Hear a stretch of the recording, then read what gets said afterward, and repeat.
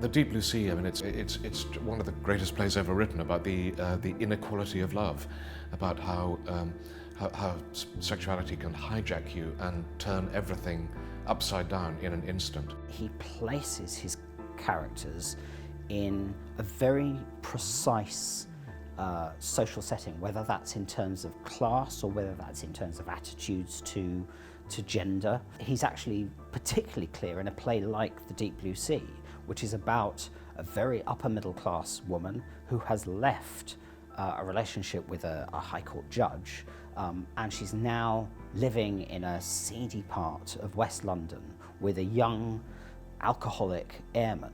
I think Freddie releases something in Hester which she's never experienced before. It's about passion, it's about danger, it's about a sense of self.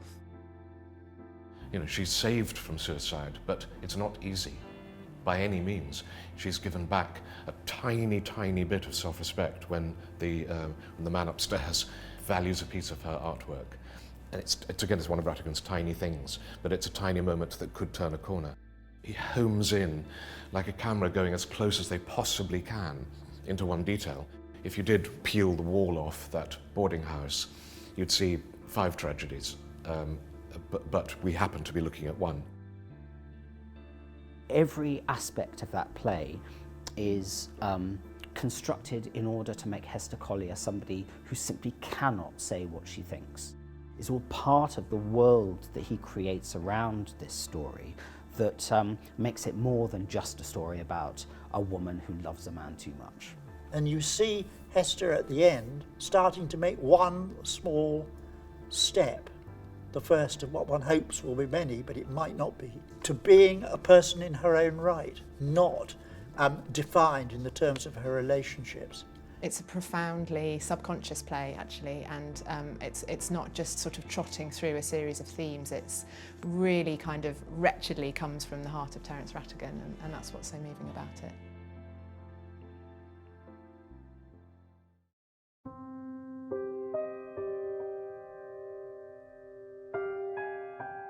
Separate Tables is a play in common with many of Rattigan's plays that's about sex and loneliness.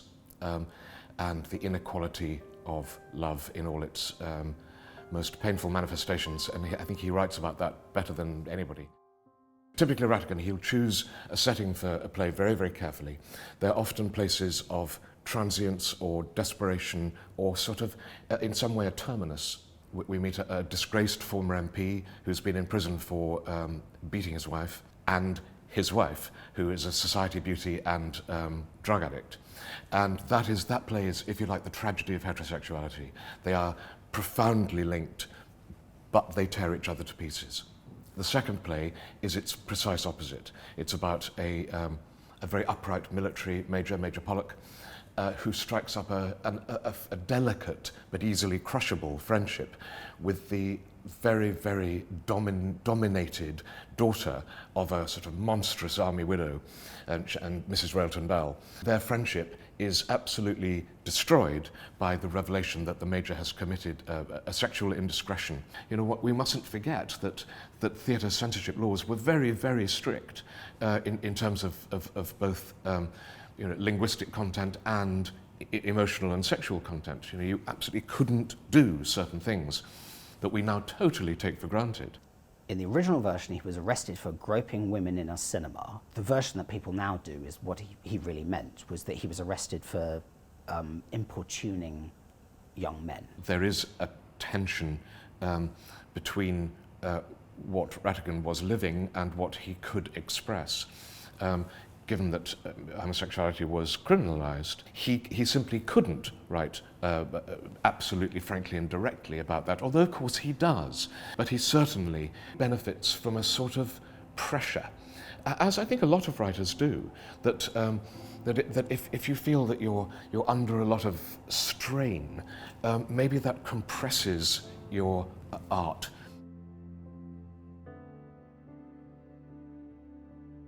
He plans out his plays very, very meticulously. Now, some critics used to criticise him for this, and they thought there was something rather soulless and mechanical about the way the plays work. But actually, I think in the best plays, what you realise is that he is working out a mechanism that will actually reveal something very truthful about the characters. And they are very polite characters in Rattigan's plays, and I don't think that makes them trivial or repressed or hidden or buried or shallow or superficial. It is simply the way they are, because I think politeness and manners are indeed often to do with empathy and insight, and he deals with that. He deals with that beautifully, without shirking the pain and desolation for a second.